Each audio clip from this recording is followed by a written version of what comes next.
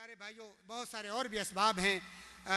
اصل میں جو میں نے بیان کرنا ہے وہ یہ ہے کہ طلاق سے نقصانات بہت ہوتے ہیں۔ برادریاں، قبیلے، رشتہ داریاں، یعنی قطع رحمی کا بہت بڑا وجود پیدا ہو جاتا ہے۔ آپس میں لوگ قتل و غارت تک پہنچ جاتے ہیں۔ اس لیے حد الوسع طلاق کے اسباب سے اور اس طلاق کے دینے سے گریز کرنا چاہیے۔ اور اس کے ساتھ ساتھ پیارے بھائیوں، طلاق جو اصل طریقہ ہے، جو رسول اللہ صلی اللہ علیہ وآلہ وسلم سے ثابت ہے، وہ آپ خود بھی یاد کریں، پوری امت میں جہاں پہنچیں اللہ کے نبی صلی اللہ علیہ وسلم کے ترجمان بن کے جائیں، سنت اور حدیث کے ترجمان بن کے جائیں۔ اور صحیح طریقہ جو رسول اللہ صلی اللہ علیہ وسلم نے بیان فرمایا ہے وہ یہ ہے کہ عورت کو ایک تو حیض میں طلاق نہ دی جائے، حیض کے دنوں میں طلاق نہ دی جائے۔ طہر اور پاکیزگی کے دنوں میں جب عورت پاک اور صاف ہے، جن دنوں میں میاں اور بیوی آپس میں ہم بستری اور مباشرت کر سکتے ہیں، ان دنوں میں دینی ہوگی۔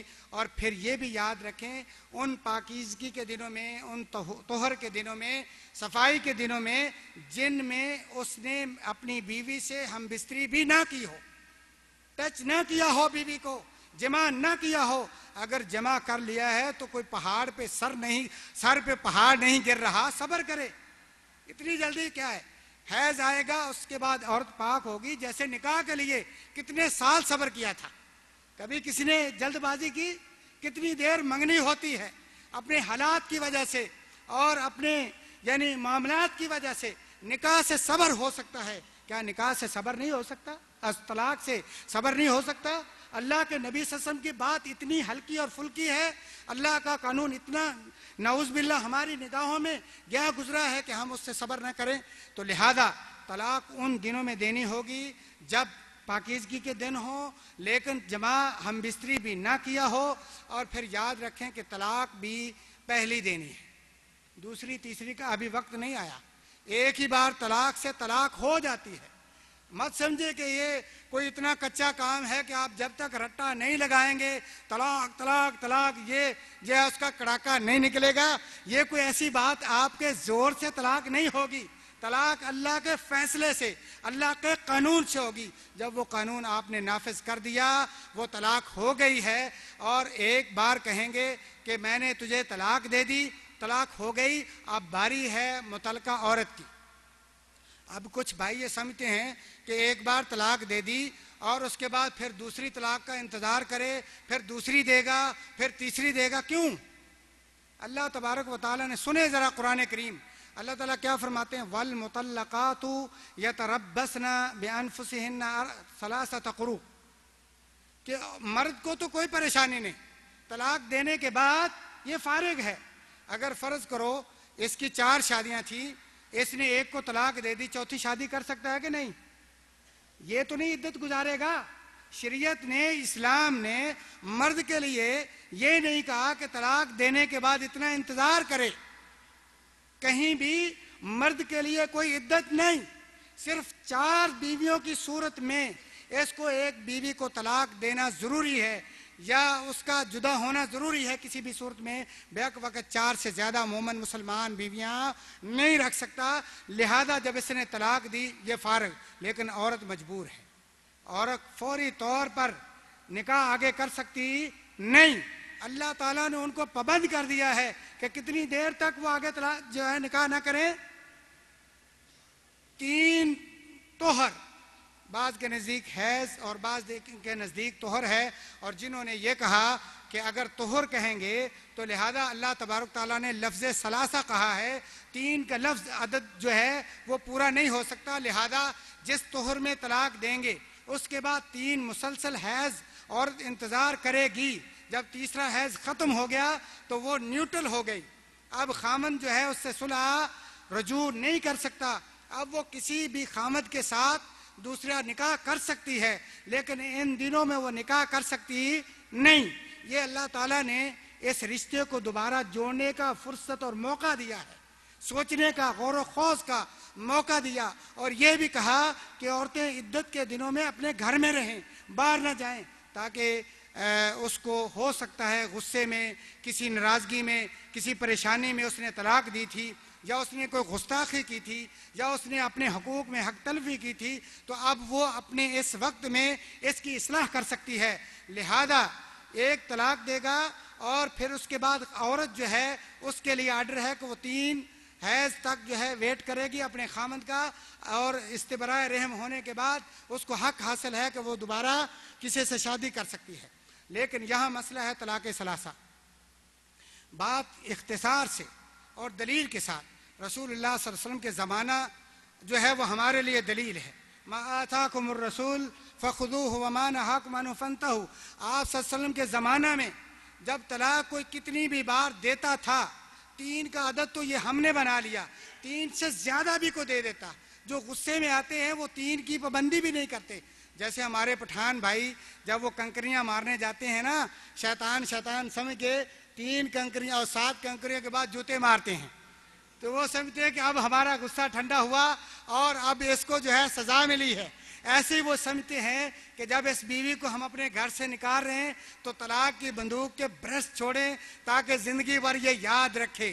لہذا اس نے اپنی جہالت کی وجہ سے، نادانی کی وجہ سے، لا علمی کی وجہ سے اس عورت کو نقصان نہیں دیا، اس کا کچھ نہیں بگاڑا۔ اس نے بگاڑا ہے تو اپنے ایمان کا بگاڑا ہے، اس نے مخالفت کی ہے تو محمد رسول اللہ صلی اللہ علیہ وسلم کی ہے۔ اس لیے لہذا ایک بار طلاق کے بعد جتنے بھی باقی طلاقیں ہیں ان کا ابھی وقت ہی نہیں آیا، کیونکہ اللہ تعالیٰ فرماتے ہیں الطلاق مرتان۔ طلاق کتنی بار ہوتی ہے؟ 2 بار۔ آپ تو 3 بار کہتے ہیں، اللہ کتاب اللہ میں فرماتے ہیں کہ طلاق کتنی بار ہے؟ الطلاق مرتان، 2 بار۔ اور کون سی 2 بار ہے؟ جس کے بعد صلح کا چانس ہے۔ سبحان اللہ، سبحان اللہ۔ یہ اسلام کی خوبیوں میں سے، محاسن اسلام میں سے ایک خوبی ہے کہ انسان اگر غصے میں طلاق دیتا ہے، ایک بار اس کو چانس دیا جاتا ہے کہ اس کی عدت گزرنے تک، وقت کے گزرنے تک وہ اپنے معاملے کی اصلاح کر سکتا ہے۔ اور اگر خدا نخواستہ اس بار صلح ہو گئی اور اس کے بعد پھر طلاق ہو جاتی ہے، پھر ایک چانس مرد کو، خامند کو دیا گیا ہے کہ پھر وہ دوبارہ جو ہے عدت کے گزرنے تک جو ہے وہ صلح کر سکتا ہے۔ اور جب 2 بار انسان نے طلاق دی اور صلح کی، اس کے بعد تو اب کوئی چوڑی ہوگا جو طلاق دے کے یہ سمجھے گا کہ مجھ سے غلط فہمی ہوئی۔ یعنی اتنی اسلام کی اتنے عظیم چانس کے بعد، اتنا احتیاط کے باوجود اگر 2 بار طلاق دی، 2 بار صلح کی، اس نے طلاق کے نظام کو مذاق بنایا ہے، اس نے اللہ کی حدود کو پامال کیا ہے۔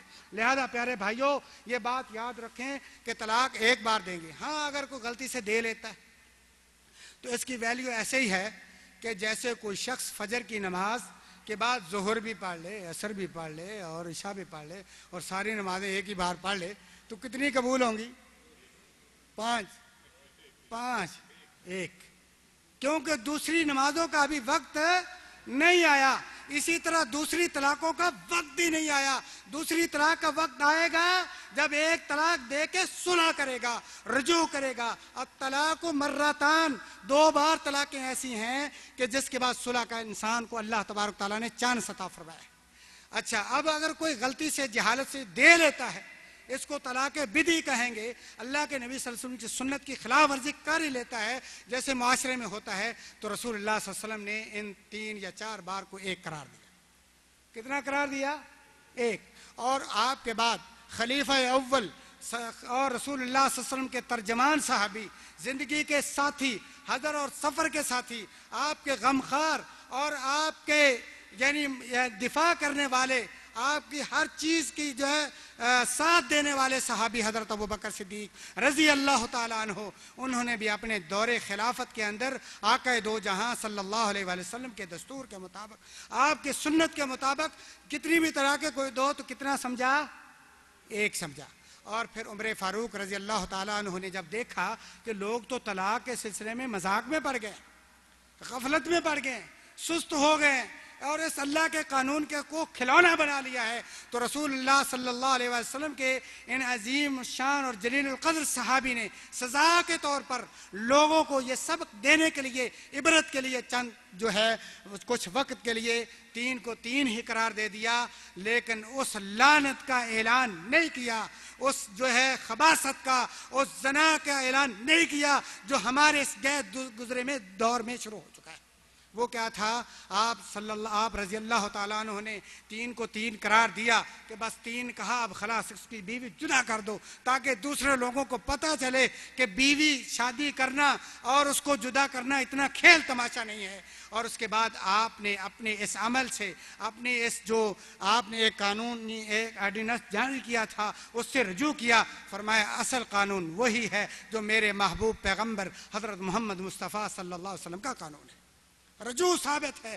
اور اس کے بعد پیارے بھائیوں یہ بھی یاد رکھیں کہ اب جو نظام چل رہا ہے کہ مسکین لوگ، غریب لوگ، ان پڑھ لوگ، نادان لوگ طلاق کا مسئلہ نہ جاننے کی وجہ سے جب اپنی بیوی کو طلاق دیتے ہیں، ان کے علاقے کے مولوی ان کو کہتے ہیں کہ ہاں بس اب بیوی آپ کی ہو گئی ہے حرام، تمہارے لیے حرام ہمارے لیے حلال ہے، تمہارے لیے حرام ہمارے لیے حلال۔